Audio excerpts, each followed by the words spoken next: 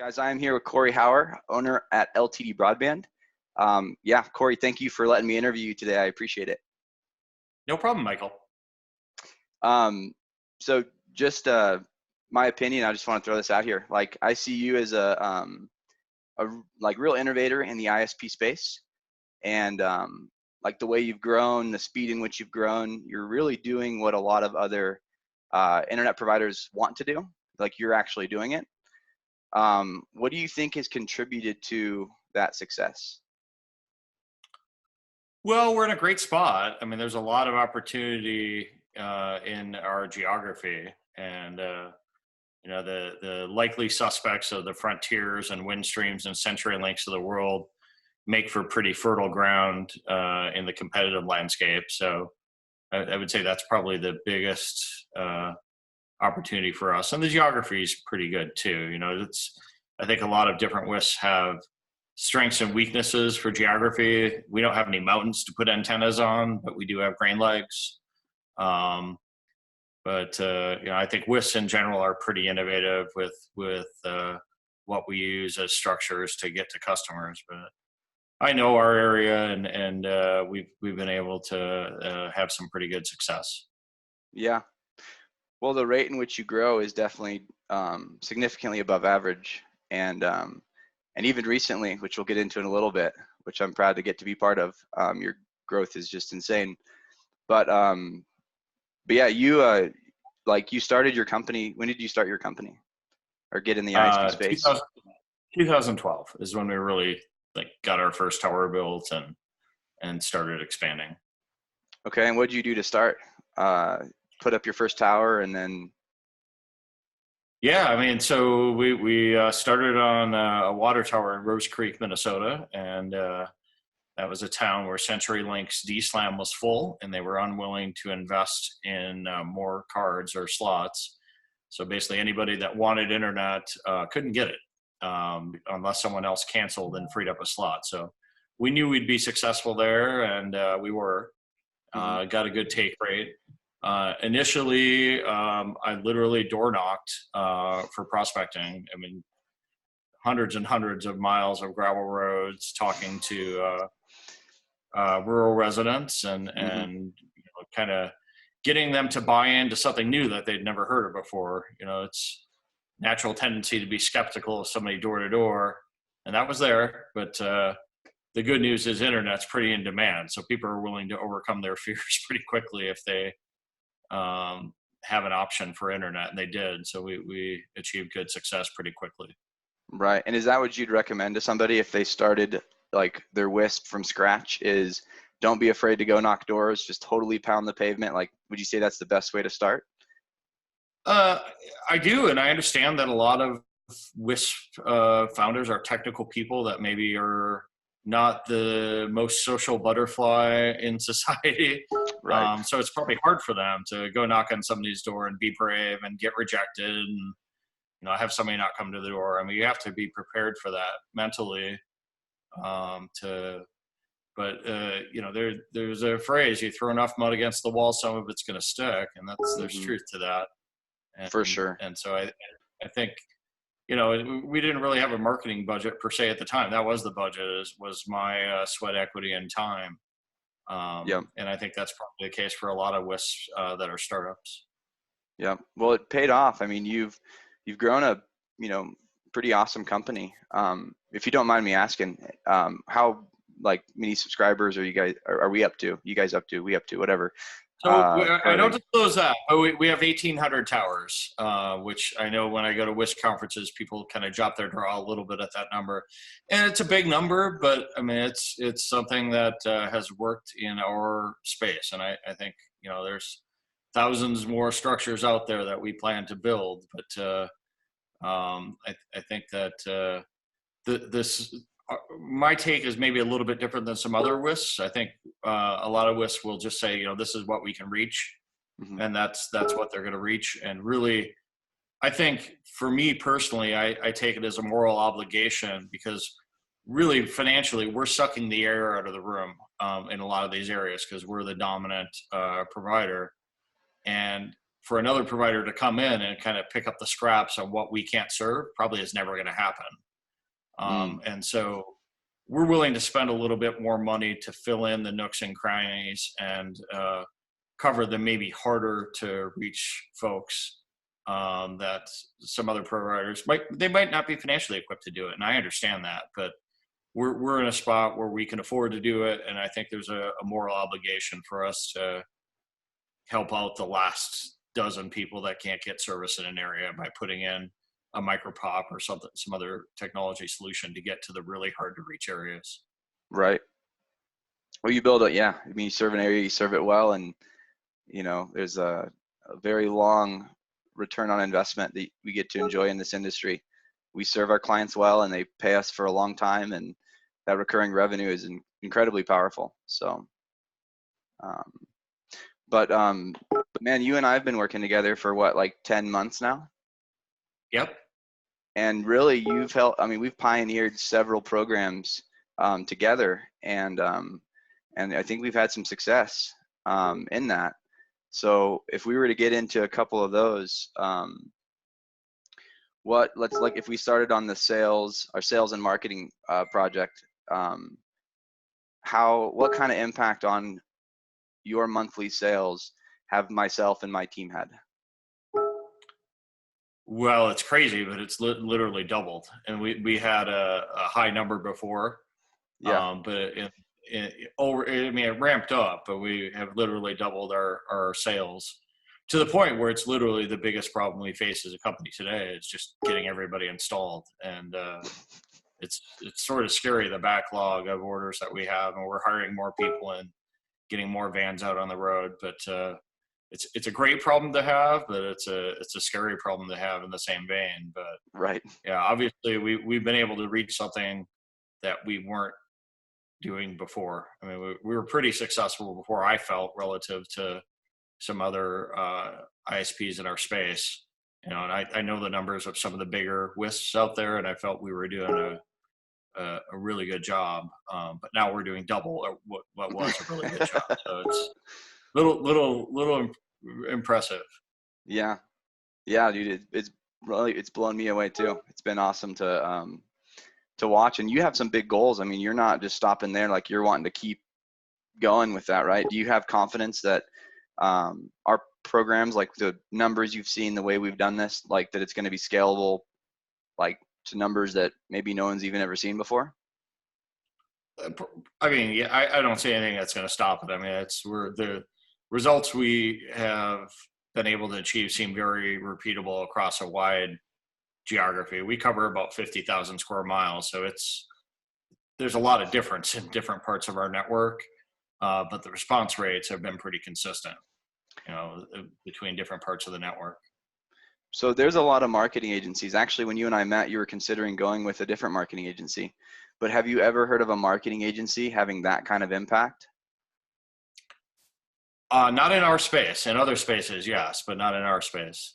And I think part of that is the hesitancy in our space of people to really assign a lot of value to marketing.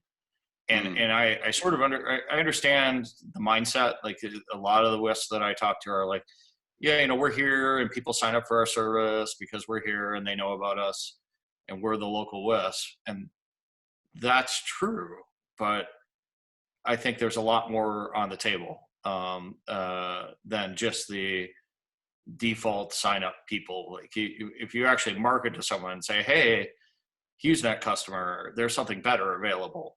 Because a lot of people don't know, right? I mean, internet's a pretty nebulous thing in people's brain. They're like, well, I know I need internet. And, you know, they sign up for HughesNet or Viasat or something like that. And they consider that internet. You know, our space, obviously, our product is night and day better than that, or DSL from a phone company, or, you know, maybe a WISP with older equipment, or maybe not as strong a network. And, you know, we don't take a lot of customers from other WISPs, but we definitely take some. And I think those are weaker WISPs that maybe don't have the network to offer a really great service. But in general, I'd say most WISPs have a service that's a lot better than anything else in the market. Yeah, that's my understanding too. And what's crazy to me is they build these huge networks, they spend millions of dollars, and then they get a 1% penetration, or some pathetic number. That's just like, dude, if you're gonna build this huge network, like fill it in. Like you can serve these people better than satellite, crappy DSL. Like fill it in, market to them, and set up these type of systems where you can, utilize your investment, to a good degree. So yeah, I mean that's what makes sense to me. Um, but onto another thing real quick. We another project that we've done is a review. Um, I don't know what you call it, like a review overhaul, or like a, you know, get your happiest customers to leave honest reviews on Google and, sites like that. Kind of what's been your experience on that project that we've done together, maybe before and after working with us? Well, and I'm sure all WISPs kind of realize that it's pretty easy to get bad reviews. A lot of people will leave you a 1-star review before they call tech support, and they realize their dog knocked their router cable loose or something. I mean, Right. it's a frustration, I'm sure, for every WISP owner, and it was for us as well, because we invest a lot of money in our network and really focus on trying to offer a great quality service. And really, before we focused on getting our happy customers to leave us reviews, it was just the unhappy customers. So it's pretty easy to get a low star rating, which honestly matters. Like, people look at it and they're like, oh my God, these people have 2.3 stars. How terrible are they? They look like CenturyLink Mm-hmm. or Frontier. And, those companies, I'm sure they have some happy customers and they're in the same spot, right? It's the people that Mm-hmm. are unhappy, they're leaving them poor reviews, they're getting them the low stars. But it made a big difference for us. Like, the relative to others in our space, we have great reviews, and they're honest. I mean, Yeah. we're not paying people in China to say very good service. We're literally, people are genuinely happy with our service and leaving us good reviews, and that's been a good investment on our part, getting a better representation of our real customer base and what they think about us, instead of just the angry few. Yeah. Well, and it's interesting because almost everyone's in this boat if they don't actively seek reviews with some sort of strategy. But you guys, we've done, part of our review campaign is also data collection. And our stats, your stats of all your customers that have been reviewed, you actually have a very high review of every person. I mean, we were up to like 5,000 that we've reviewed, that we've interviewed for you so far of your customers to see how they like your service. And you're up in the mid fours, like 4.5 out of 5 from everybody. So you had like Yeah, and four and a that's all. half, yeah, like 4.5 stars on your real reviews, like just asking everybody in your whole network. But then on Google, you were trashed. Like you looked like, it was like in the twos or something crappy like that, right? Like it just was not an honest representation of the service you guys provide. And it's crazy how many folks are in that boat that are good ISPs, serve their clients at a high level, and they're just toasted on Google. And so, Well, and you bring up a good point, because that was one of my hesitancies in doing it, was sort of the ethics of gaming the system. And really, it isn't. It's a true representation of what people think. But mm-hmm, what you're gaming is you're eliminating the bad review only issue, which is what you get. Like, people do not call up their car company and say, "Hey, great job on making my car great, because I'm not on the side of the road today and I got to work." Like, it's an right. assumed thing, Mm-hmm, that your car is going to work and get you to work. And I think our focusing on obtaining indicative customer reviews has paid dividends for us. I think that now a potential customer looking at our service can look and say, okay, these guys have good reviews. There's they're solid. legitimacy. And especially Yep. when we come into a new area, like if you haven't heard of LTD Broadband and you don't know anything about us, what are you going to do? If you don't have friends that have our service, you're going to go to the internet and look and see what other people have said about us. So it definitely, because we're so focused on growing into new areas, it really, really helps us gain legitimacy in the eyes of a new customer that's never heard of us before. Yep. Forgot the stats. It's like 92% look up a company, Google, look up their reviews before doing business with them. Um, it's a lot. I don't know if it's 92%. I think the other stat is It sounds 87. like an excellent made-up statistic. What is that saying? 87% of statistics are made up on the spot. So there you I go. heard it was 92, but Right, something like that. Um, so another project we've been working together is you've actually taken kind of a bold move, and you trusted us to help you. How has that gone so far? so I might want to have you cut this out of the interview because I don't want to help you market Oh, that. you don't? It's no, I don't. You is that like becoming one of your secret sauces or something? It is, yeah. I think it's a thing. Oh, I mean, it's your thing to market, but I'm not going to be the guy to help you market that. that's hilarious. You're just letting everyone know that we have other cool things that you're not even willing to let them know about because they're so cool, right? Yeah, insert the things that I'm not willing to talk about here that are secret sauce. Right, right. Yeah. Yep. So yeah, so skip that portion, not going over that. Um, oh, I got one thing, just because one of the things I talk to people about a lot is I'll tell them that, we can generate a ton of leads, thousands and thousands of leads a month. It's great, but almost every single company I've ever worked with will tell me those aren't good leads. They don't close. And you even you've told me that, right? When we first started, you're like, dude, these leads, they don't want to talk on the phone. They're hard to get a hold of. They're just not working very good. And I told you if we get some all-star salespeople on our team on those leads, that we can go nuts with that. What has your experience been once we implemented solid, very high-level salespeople working those leads? Well, I would say it's two things. One is you need great people, but also you need great systems, and that's something that you provided is a follow-up machine. And Oh, the I software. know Yeah. I know other sales professionals from other industries, and it doesn't matter if you're selling cars or insurance or solar panels or internet service. The reality is people are busy and they don't want to talk to salespeople except at the right time. And so the getting people on your staff that are follow-up machines Hmm. that can get to the customer at the time is critical. And we didn't have that. Like we had the same issue of leads falling in our lap, and that's how we've grown for 8 years. And anything that didn't fall in our lap, if somebody called us and we didn't reach them, that would be a lead that wouldn't close. And that's been a huge thing for us, is systems in place to follow up with leads. And we could identify if it's a dead lead. If somebody is ordering service in Wyoming, which we don't serve, Hmm. we're going to tell them, well, sorry, we don't serve Wyoming, and that's a bad lead. But that's not a big deal. We didn't waste a lot of time on that. But if they're in our footprint and we can serve them, that's a lead we want to chase. We want to get the customer, because if we don't do it, someone else is going to. It's not like people are going to go without internet. Right. So using your in-house sales team, which they're good. I mean, they're professional. They're, sweet on the phone. Like they're just like most companies, they hire nice people who, are nice on the phone and, things like that.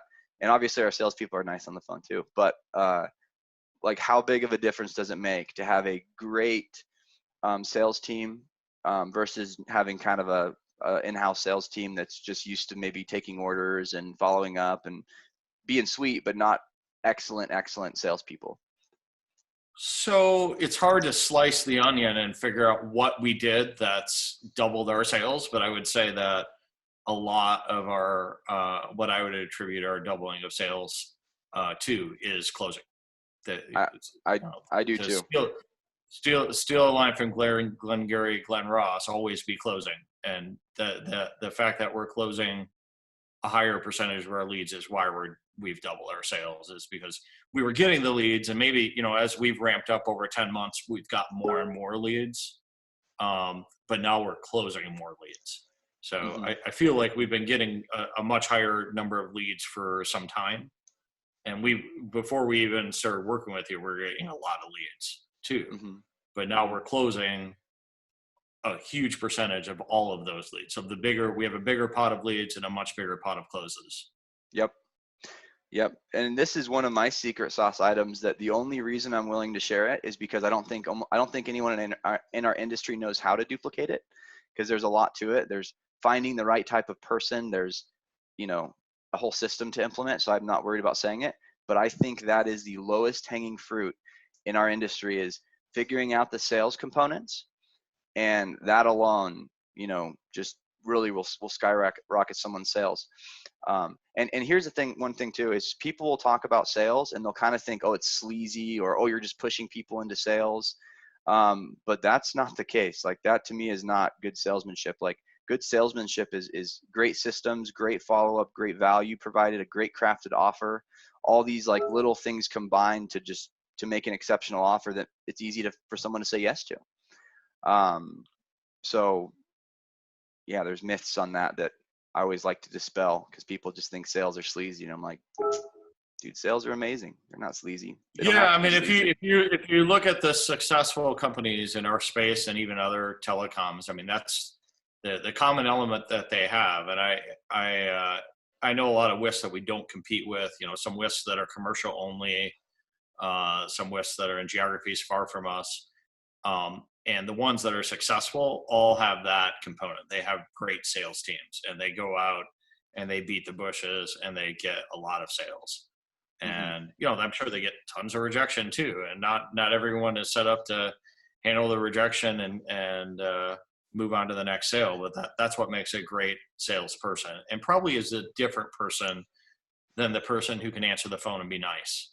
Yeah. It's a different skill set. Like, you have to answer the phone and be nice, but you also need to know kind of what pain points, listen to the customer's pain points and answer their pain points, and have the ability to overcome objections, which you can teach, or you can hire. And I think hiring probably is the better spot for most companies. If you hire someone that has the capabilities because they honed it someplace else. Right. Well, it takes years to be an expert, right? And so if there's a small hidden group of people that, if we know how to find and connect to our product, I think it can be magical. So, but anyways, we're like, I don't even know how many minutes into this thing. This was fun, man. I'm glad you let me do this with you.